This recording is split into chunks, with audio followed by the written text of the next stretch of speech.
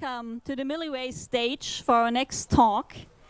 But first things first, I hope you all are well hydrated, are drinking enough water, and because of the windy conditions have secured your tents safely so that they don't fly around and endanger people. I also would like to ask you, if you took cups from the Heaven Kitchen and haven't returned them yet, to please return them so that the angels can drink their liquid fuel and can fly still fast and happily. Also, as we have a lot of guests here today, which is great, please keep the pathways here clear so that people can leave. And if people want to leave, please make way for them. Thank you very much. So I'm very pleased to announce the talk All Cops Are Broadcasting, Obtaining the Secret TETRA Primitives of After Decades in the Shadows. Here with me are Wouter and Carlo. They are researchers who also founded a company called Midnight Blue, but they are going to tell you all this stuff way better themselves. So I'm going to fly away and give the word to you. And give applause, please, to our wonderful speakers. Thank you.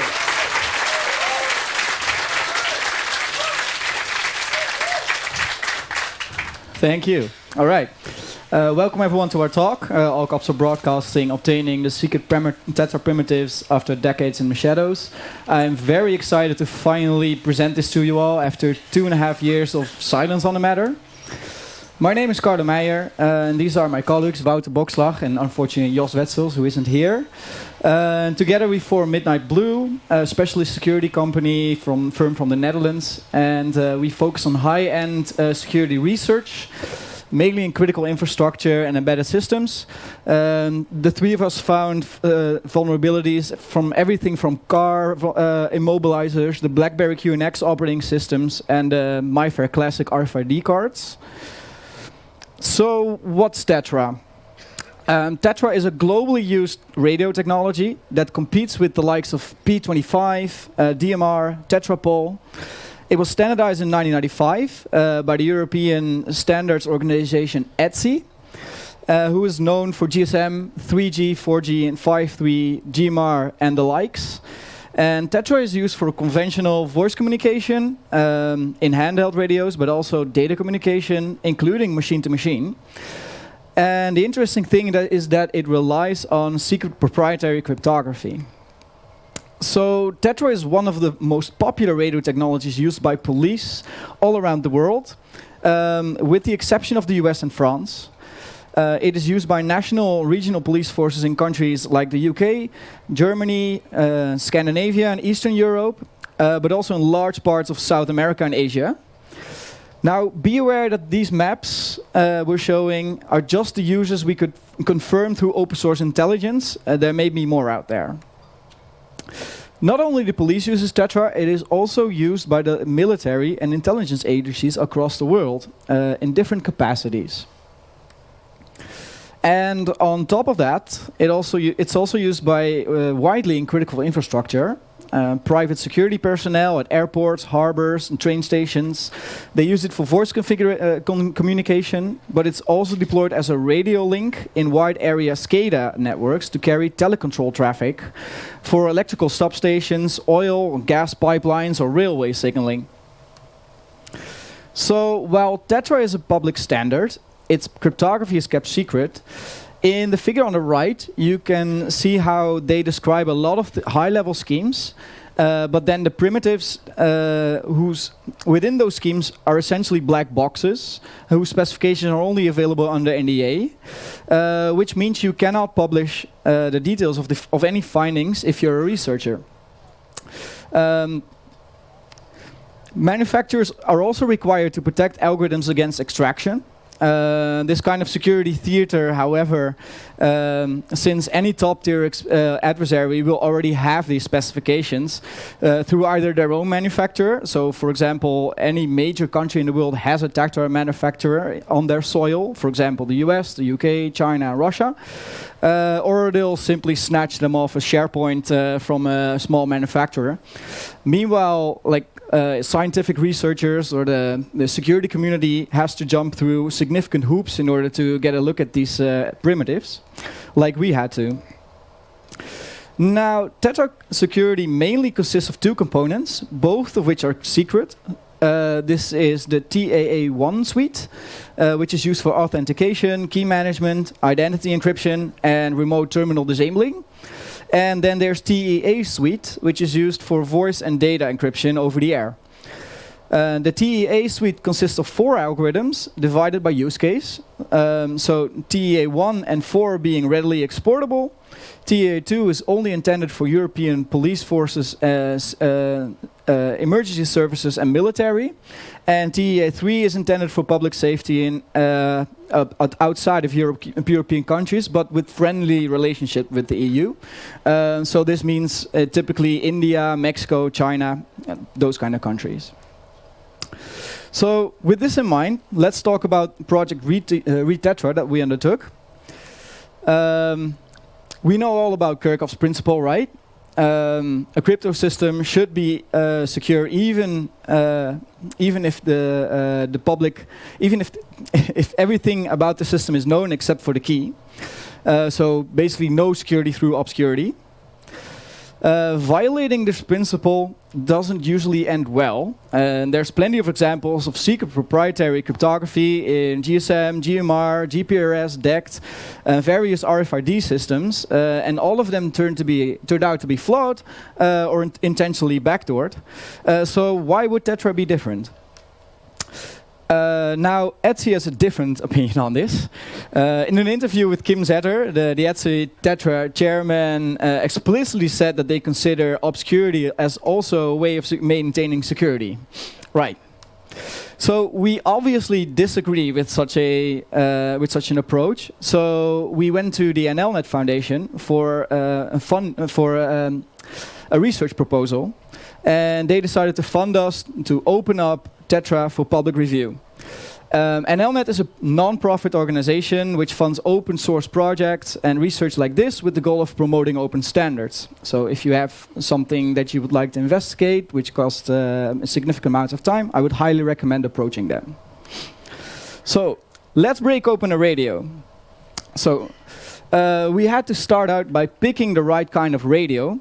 There's lots of vendor, models, architectures involved, and picking the wrong one can make you waste a ton of time. So we spent quite some time poring over manuals, data sheets in order to get an idea of the different architectures involved and what kind of basebands were actually used by which vendors and what architectures they were based on, and if there were any ASICs or FPGAs that likely implemented the algorithms, and so on and so forth. So thus, we ended up with the Freon baseband from Motorola, which is based on the TI OMAP 1L38 SoC. And this thing is also used in DMR and P25 radios. Therefore, it's highly unlikely that the algorithms are implemented in hardware. And also, interestingly, this baseband has a trusted execution environment, so that immediately caught our attention. So it's highly suitable for implementing the algorithm in software. So this baseband is used in Motorola MTM 5400. That's a common radio model that you can buy for relatively cheap online. The baseband SoC is just a common TI chip, so so it's unlikely that it has the TETRA crypto in hardware.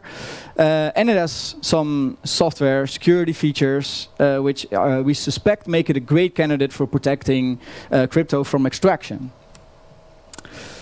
The high-level architecture of the radio looks like this. As you can see on the right of the slide, there's a control head, which controls the microphone, the keyboard, and so on. There's a rear connector for the depot programming of the radio. And inside, there's a baseband chip, which consists of 2 cores. There's an ARM core, and that's for high-level level stuff. And there's a digital signal processor. That's for, processing signals. And the DSP core has a trusted execution environment, which is where the Matic sauce probably is. So the MTM firmware format is shipped in an RPK package. Turns out that this is just a zip archive with a bunch of Z19 files encrypted in it. But since the firmware files are not personalized for an individual radio, there has to be a general way to load them. And the programming software decrypts those files in the zip archive. The zip archive is password protected. It gets the files out of them and then uses it to program the radio. So after some light .NET reverse engineering, we found static passwords for these files. So this is an easy hurdle to take. So now we can extract the Z90 files, decrypt them with the password, extract the S19 files, which is a Motorola S-record file, then parse them, identify firmware components within it, like the kernel or a file system or a baseband firmware image, and so on and so forth. And once we have that, let's look at the DSP firmware and see what's in there, because we don't have tooling yet in order to properly reverse engineer it. We'll just have like a very high-level overview of it as of now. And well, if we look at entropy analysis, the entropy distribution of the DSP firmware, there's a single area with extremely high entropy. And it's referenced by a bunch of system calls that's related to the Trusted Execution Environment API. So this is highly likely containing the secret sauce. So let's dive deeper. So now that we have a good idea of where to go, how do we break the Trusted Execution Environment? Well, we first have to get code execution on the application processor. So that's the ARM core. By the way, this thing has secure boot, so we cannot just go in and modify the memory chips. So this goes through three possibilities. The first one, this thing, the rear connector on the back has a modem AT command interface. The other possibility was to modify the memory chips and see if we could find some memory corruption exploit through that. Or through some peripheral interface. For example, this thing talks to a GPS module, so maybe it's interesting maybe those links are trusted and maybe we could get code execution through them. After that, we'd have to hop onto the DSP, so get code execution there. This might be possible through direct memory access or the DSP link library. This is a library that passes messages back and forth between the ARM core and the DSP. And finally, we had to find a vulnerability or a side channel in the TE itself. So let's begin our journey. This is basically the last slide, but then a bit prettier. All right. So the MTM has a rear connector that exposes the AT modem command interface. Here you can read and write parameters, for example. And analyzing the firmware gave us a list of commands, and we immediately started looking for commands that handle strings with variable lengths or some parsing involved.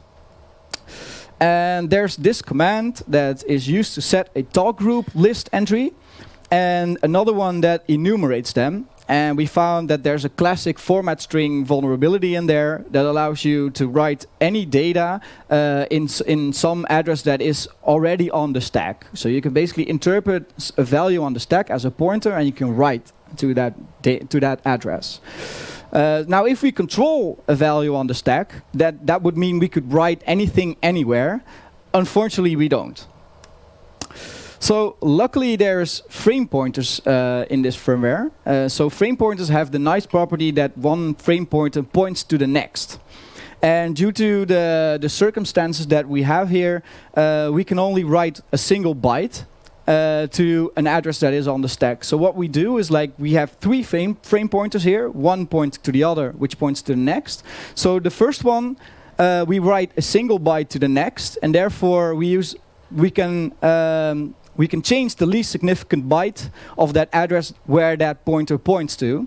So therefore we can use it as a cursor to write over the next address, and therefore we control the full address. So now we have a write anything anywhere primitive. So now that we have that, we can use this fact that we can use the fact that the read somehow has read, write, execute permissions. So we can just straightforwardly write the shellcode onto the heap, then override some pointer to executable code, trigger that pointer execution, and boom, we have a shellcode. We have a root shell on the ARM core. Right.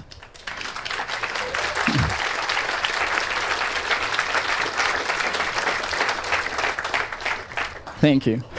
All right. The next step would be to move on to the DSP. So to recap, that would be exploiting vulnerability in DSP link, the message passing framework, or exploit some flaw in misconfiguration in the firewalls, let's say, between the ARM core and the DSP. So the two cores within the baseband need to communicate. They do this by having shared internal RAM and some external DDR memory. And this could present an interesting avenue for lateral movement towards the DSP. So the SoC in question has memory protection features, which allow for the segmentation of memory areas between cores and within cores. So the plan would be to dump the MPU configuration, then find ranges used by both the DSP and the application processor, and then identify and exploit an interface that uses these memory ranges, such as DSP link, that is used to have these cores talk to each other. However, when we dumped the configuration, we saw that essentially no segmentation was applied whatsoever. So these MPUs pose zero problems and made our life a lot easier. So this basically means that getting code execution on a DSP is as straightforward as like loading a kernel module, asking for a buffer that that maps to this physical address that's supposed to be DSP memory, and just overwrite parts of the DSP firmware. Are we okay? Yeah, okay. So now that we have code execution on DSP, we implemented a framework for running code on it. We wrote multiple application processor kernel modules which hijack DSP control by allocating a shared buffer, copying our payload into it, and then redirect the DSP execution to that. And meanwhile, we made sure that there's this hardware peripheral called a watchdog, and it needs to be satisfied every now and then, otherwise it spontaneously reboots the board. So we got that under control as well. All of this was kind of complicated by the fact that the DSP architecture is pretty hellish. It has delayed branches, variable degrees of concurrency, lots of conditionals, and no support for IDA. So we had to implement our own disassembler, and on top of that we also ported the architecture to the RedDeck decompiler. So this is the disassembly output, and this is the decompiler output. So you can read, as you can see, this reads a lot easier than the disassembly. Good. All right. With that, we had reliable DSP code execution.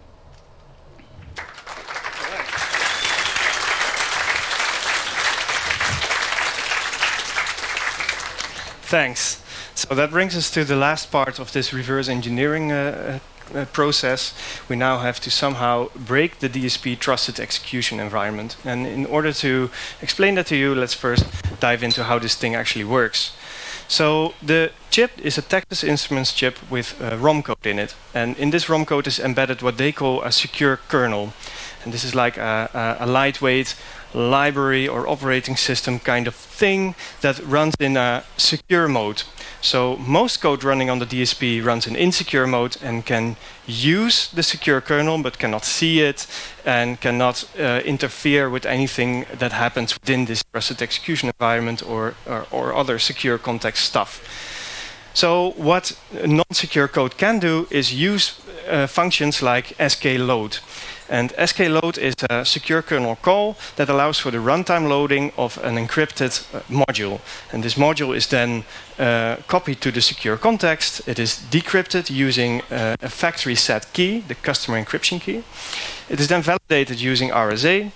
And if everything checks out, it remains present within this protected context, and it can be used by non-secure code through the use of the SKAlgo invoke function. So it can then use the algorithms, but it cannot see them. Yeah, so let's dive into cache architecture, because we're going to use this in our attack. The OMAP L138 uses a two-tier cache architecture. It has a level 1 program and data cache, and it has a level 2 cache. And if the CPU performs a memory lookup, it will first check whether the data it wants to retrieve is already present in one of these caches. And if so, the read request is serviced very quickly. If not, it has to take a detour, or actually the full route all the way to the memory chip, DDR2 chip, which takes significantly longer. Now, as we are running non-secure supervisor level code, we can manipulate some of the cache mechanics. What we can do is evict lines from the cache. So we can say, okay, this address, if it is in cache, I would like to throw it out of the cache. And what we also can do is freeze the cache. This is a peculiar function that I haven't seen before in other chips, but it allows you to switch the entire cache to a read-only mode. So it will be used to accelerate the lookup if something is present, but the cache will not be updated. Now, we can use this. Some of you may be familiar with the structure of AES, but if you don't, the first few steps are listed here. I wonder who is able to read it, but the slides will be online, or some of them are already online. So you can also always look back if you need to.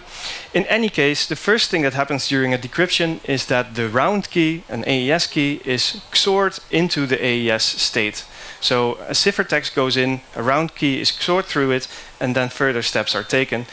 And one of the later steps is inverse subbytes, which performs a lookup in a table. And this table is called the S-box. It's a 256-byte table. So a state byte is used as an index in this table, and whichever is there is then the new value for that state byte. So we do not know where this S-box resides. It's somewhere in this Texas Instruments ROM code, but we cannot read all of it. So we somehow have to figure out where the S-box lives. And we do that by throwing out a small part of the secret ROM code from the cache using our eviction control, and then measure how long it takes to perform a module load. So we try to load a module and we see how long this takes on average. And then we throw out another part of the secret page and we check how long that takes to load. And what we get is a plot something like this. Most addresses do not affect the running time, except a small portion where a drastic performance penalty is seen if we throw that out of the caches. So clearly these are the areas that the S-box resides. So fully blindly we managed to locate the S-box in ROM. And for the remainder, we will assume the following setup. We ensure the entire table, the entire S-box is loaded into cache memory by loading a module once. Then we use our eviction control to throw out the first 32 entries, and then we enable cache freeze. So what we have now is a situation where a lookup in the first part of the S-box, which we call the first octant, will incur a performance penalty that we can see, and a lookup in any other part of the S-box will be serviced quickly from cache and will not show the penalty. And this setup is assumed for the remainder of this section. So the attack will work as follows. We set our first ciphertext byte to 0 and we randomize all the other ciphertext bytes. And then we ask the secure kernel to load this module. It will try to load it. Of course, it will fail validation, so it will reject the module, but it will decrypt it first. So we can see whether, if we set the ciphertext byte to 0, whether it incurs this penalty or not. So, in short, you have this AES state byte. It goes as an index into the table. If it hits the first part, it will be slow. If it hits the rest, it will be fast. And we do that repeatedly for all values for the first ciphertext byte. And if we plot that, we see this. For those who do not see it, I shall describe it. The first 32 entries are fast. Then we get 32 entries that are significantly slower, and the remainder is fast again.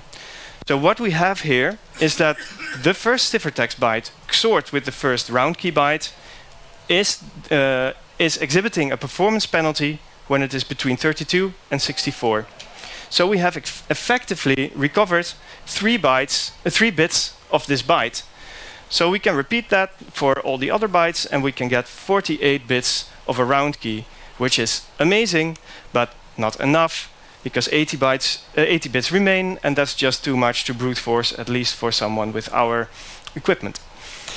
So we somehow have to go deeper. Why doesn't this work? This doesn't work because the least significant bits of our ciphertext and of the round key byte do not influence in which octant the lookup will hit. So this is inherently limited. And as such, what we decided to do is take the attack one round further. We will not target the S-box lookup in the first decryption round, but in the second decryption round, to make sure that the least significant bits are now indeed affecting the most significant 3 bits, and as such are affecting in which octant the lookup occurs. Now, it's complicated because you have to account for some stuff. There is some rows shifting around. There is another round key byte that is affecting the state. And also there is this mixed columns step that performs a computation over multiple state bytes, so this gets all mixed up. We were able to account for all of that. I'm not going into detail for the sake of time. But we managed to get it working, and I'll now show a short demo video.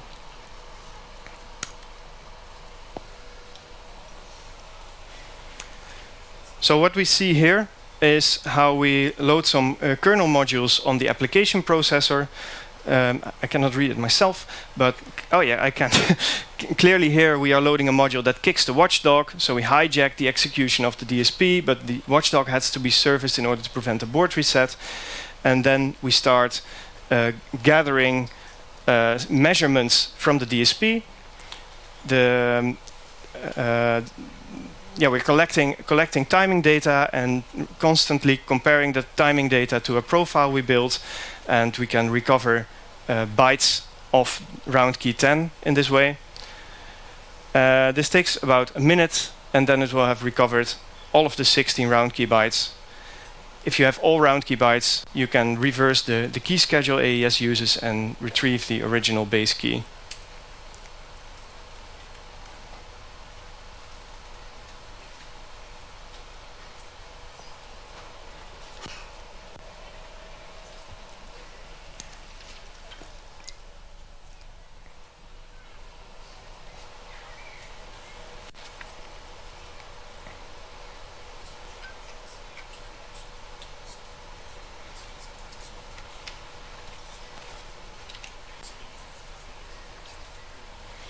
All right, so there we have it. Thank you.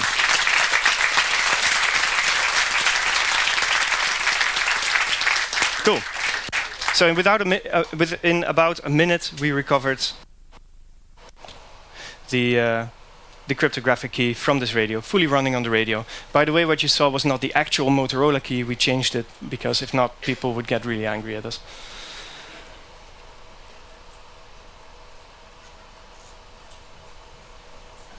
We're good? We're good. Okay.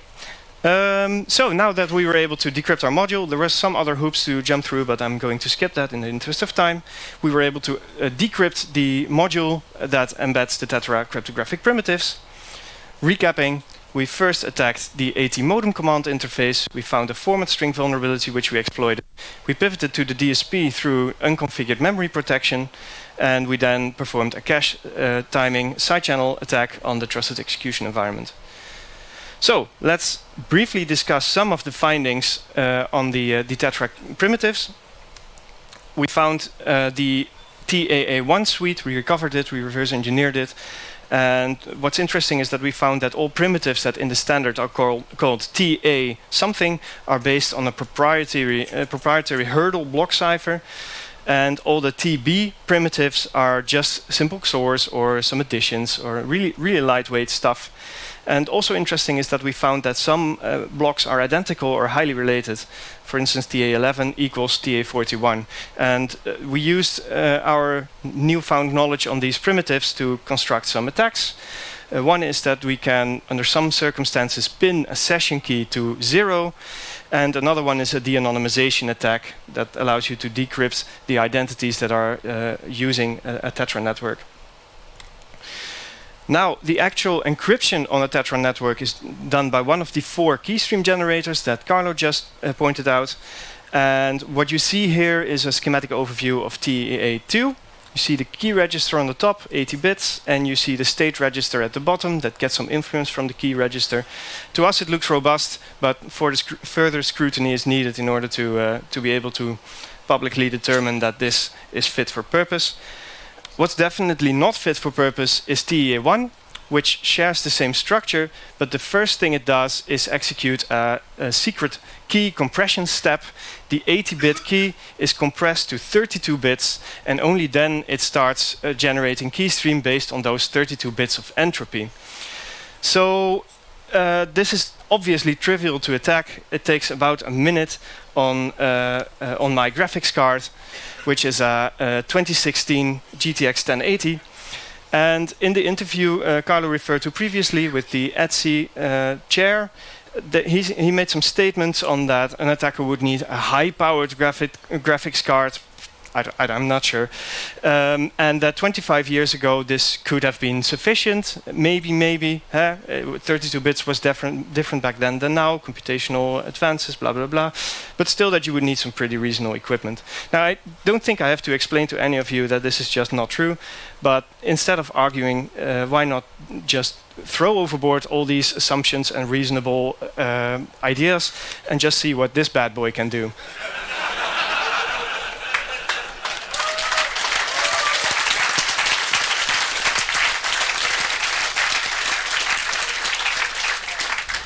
Hi, we're Midnight Blue. About 2 weeks ago, we announced the TETRA burst vulnerabilities, consisting of 5 vulnerabilities in the TETRA radio standard, 2 of which are deemed critical. Since then, ETSI, the standardization body responsible for TETRA, has made public statements in which they downplay the seriousness of the vulnerabilities. In these statements, they resorted to a semantic discussion, not calling a spade, or more specifically, not calling a backdoor a backdoor. Furthermore, they made a number of evidently false statements, such as claiming packet injection in TEA1 encrypted networks would be impossible, and that 32 bits of cryptographic strength would have been sufficient in the late 90s. To any information security expert, it's pretty clear that this is not the case. But to help remove those few remaining doubts, we decided to take on the challenge of cracking TEA1 on this beautiful machine produced in 1998, running good old Windows 95.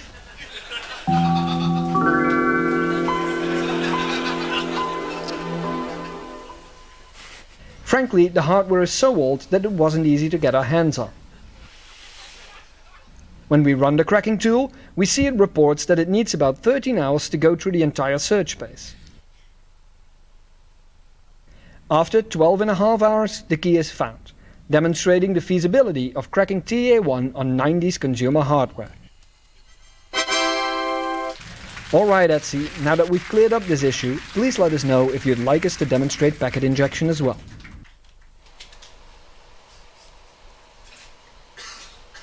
Right, so I think we got that out of the way. Now, you might think, okay, this is TEA1, it's backdoors. How about the other ones? They're still safe, right? TEA2, used by European law enforcement and other parties, should still be robust because the algorithm seems robust. Well, not necessarily, because we found a protocol level flaw. In short, it goes like this. These key stream generators, they obviously take a key, but they also take an IV to make sure that every key stream differs from previous key streams. And this IV is constructed from the network time. So the frame counters, multi-frame counters, and slot counters that increment through time are used in the generation of a key stream. And how does the radio know what time it is, what network time it is? Well, it knows because the infrastructure tells it. There's this sync frame and sysinfo frame that together specify the network time, and these frames are broadcast in an unencrypted fashion without any kind of integrity guarantee whatsoever, or cryptographic integrity in any case. And also just regular signaling messages also do not really carry any cryptographic authenticity guarantees. An attacker can just flip bits and it will be interpreted as at face value after decryption. You can do whatever you want, the radio will decrypt and try to make sense of it. So the outline of the attack, very briefly, would be as follows. Imagine that we overpower... no, let me start again, sorry, you put me off. So let's say we have captured an encrypted message at some time, t. We then can target a mobile station at a later point in time. It may be the same radio, may also be another radio that has the same key material. And we use a directional antenna or just proximity in order to overpower the infrastructure signal. And we have then impersonated the infrastructure towards that radio. And what we can do is then tamper with these sync and sysinfo frames to put the radio in the time that was applicable at the moment we captured this message at time t. So we put the radio back in time, and then it will start reusing these RVs, reusing this key stream. We then pull some tricks which are involved, and I will not explain now. We pull some tricks in order to understand what key stream is being used at that time. We recover the key stream, and we can then decrypt the message that we have previously captured. So when we told this to ETSI at a quite early stage of our disclosure process, they said, okay, this is a valid theoretical attack. They didn't think it was really feasible in practice, and we were like, yeah, but this is really serious. Maybe you can provide us with a base station and we can instrument it, and in that way we can all know whether this is a big problem or not so much. So they said, lol, no. The wording was probably different. Some other stakeholders also responded like this, so we had to look for alternatives. And what we did is, the following: we got ourselves a base station. So meet our MBTS. It's old, it weighs 75 kilos, it's clear text, so it didn't support encryption, and it's cool as fuck. We instrumented it, we added encryption support, we added a module loading system that we could add our own console commands to it to implement a proof of concept of our attack, which I will now briefly demonstrate. Hi, we are Midnight Blue. We have uncovered several serious vulnerabilities in the TETRA radio standard, dubbed TETRA burst. We will first demonstrate a decryption oracle attack to recover a text message, but the attack can also be applied to voice communication and data. The demonstration takes place on our lab setup. The radio receives an encrypted message, which is also captured by the attacker.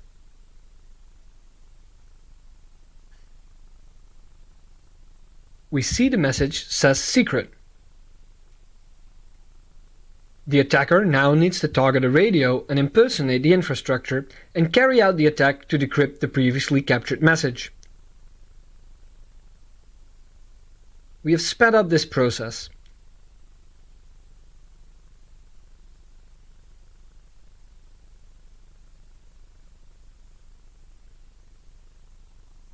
The attacker has now recovered all he needs to decrypt the message. This attack applies to all TETRA configurations, but can be resolved with a firmware update. Further details will be disclosed on August 9th. Thank you. So it's not a real-time attack, but it definitely allows you to decrypt previously captured traffic. Also, since we were instrumenting this base station, we found some issues there. It accepts unauthenticated firmwares, which are stored on the side controller inside this thing, which was highly convenient to us, but maybe not such a good idea for a piece of equipment running critical communications. It has hard-coded backdoor passwords embedded in the firmware. As far as we know, they're undocumented. They provide you an authentication level beyond the level that the legitimate owner of the system would have. And lastly, if you manage to crash the side controller through some kind of unhandled exception, it will drop to a debug prompt offering you raw memory access and code execution, which allows for key exfiltration and everything basically. So given the radio, given the mobile station, given some other experiences that we've had, there seems to be a larger problem here. TETRA equipment is not really up to speed when you compare it to something like an Android phone, and actually we start wondering whether anyone is taking a look at this at all from a security testing perspective. So briefly on the coordinated vulnerability disclosure process, we started working on this in January 2021, and it took us 4 months to get the cryptography out of our MTM radio. In December that year, we contacted the Dutch NCSC, which then helped us relay our findings to many different stakeholders. In January 2022, we had meetings with the Dutch police, with ETSI, the standardization body. We had meetings with the intelligence agencies to discuss the impact of these things. And we distributed a preliminary advisory more oriented towards stakeholders about what they should probably be doing. We spent a year and a half in this coordinated disclosure project process, and now we're finally here able to talk about this to all of you. Something about mitigations. The keystream recovery attack can be resolved with firmware updates. It is important that you check whether these firmware updates actually address the issue, because it's quite a tricky thing to get right. Alternatively, end-to-end could help, or if you're using TETRA in a data carrying capacity, TLS or IPsec tunnels may help to add another layer of encryption on top of TETRA.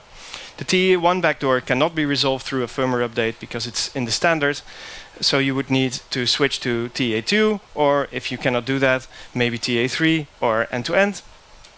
The de-anonymization attack is not fixable as well, because it's also part of the standard. You'll have to wait for the new version of the TETRA standard to hit the markets, which embeds a suite called TAA2 with a new identity encryption primitive. And finally, the session key pinning attack can also be resolved in firmware. So, in conclusion, we have presented the first public in-depth security analysis of Tetris since its inception, over 20 years, over 25 years, I'd say actually. We reverse engineered the secret cryptography audit, made it public for all of you to see. It's on GitHub. We uncovered multiple vulnerabilities, including a backdoor in an algorithm that's broadly used in critical infrastructure. The implications for these systems are quite immense. Patches are available for some, mitigations for others, and the new standard addresses some of these things, but the new standard introduces also new cryptographic primitives, which are again held secret. So yeah, I'm not sure if I would recommend that. Actually, I am sure. So that was that. I'll gladly take any questions if there's still some time left.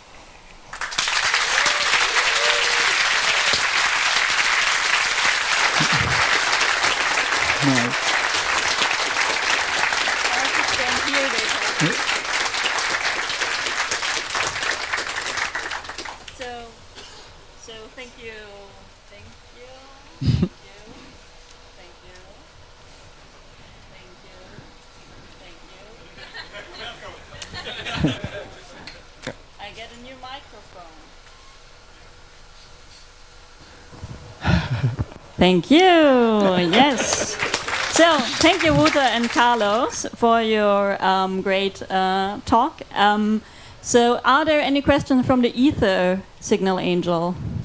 Zero. Great. So, here is the angel with the microphone. So, you can go to him to ask your questions. One quick question. So, there is no public key, it's only symmetric key. It's all symmetric keys. Can you please repeat the question, because Yes, the of course, internet cannot hear it? This man asked whether there is any public key cryptography, and no, TETRA is fully based on symmetric keys. My questions are mostly geopolitical rather than technical, though there's one technical follow-up to that, which is there any evidence that the symmetric keys are partitioned according to alliances or political boundaries? For example, would Russian police have a different access to a different symmetric key than some of the others? So it's not really a matter of access to keys, but it is a matter of access to algorithms. What you see is that TEA2 was designed for emergency services within Europe, and TEA3 was intended for emergency services outside of Europe that we had good standing with. And probably interesting to you is that TEA1 was also given to emergency services that were less of allies to the European Union. So in Eastern Europe, in the Balkan countries, you see police and military forces relying on a backdoored algorithm, because at that time we were not best buddies. Maybe we are now, but yeah, these networks are there now. Changing the algorithm is really hard, so we're stuck with this problem for a while. So and NATO also, has screwed itself let me up. interject. Also, on top of that, for example, if you're a private party like a harbor or an airport or a critical infrastructure, you're not a police force, so you're stuck with TA1 or no encryption at all. That's basically the two options that you have. Yeah, excellent addition. Yes, so please, we don't have much time, so for one more question, please give it to another person and contact for other persons afterwards. Thank you. So, I have a question. You kind of hinted at that different handsets can have the same keys. So would that make the key stream extraction possible real time, that someone is intercepting an encrypted stream while someone else with the same key heading handset runs your attack in real time, for example? Would that be possible? Most keys are network-wide, like group keys for talk groups and stuff, they're network-wide. So the thing with the key stream recovery is that it just recovers one bit at a time, so it is slower with a factor of the time of the transmission. But what you could theoretically do is target 100 mobile stations in remote places, and in that way get much quicker recovery of keystream if you would really want to. But does it answer? Yes. Perfect. Is it a short question? Yes. Okay, short answer, and then sadly we have to go, but you can of course always contact them for more questions. So with a nice mobile station you hacked now, can we have now additional to deck also TETRA at the POC? If someone is willing to put the effort in.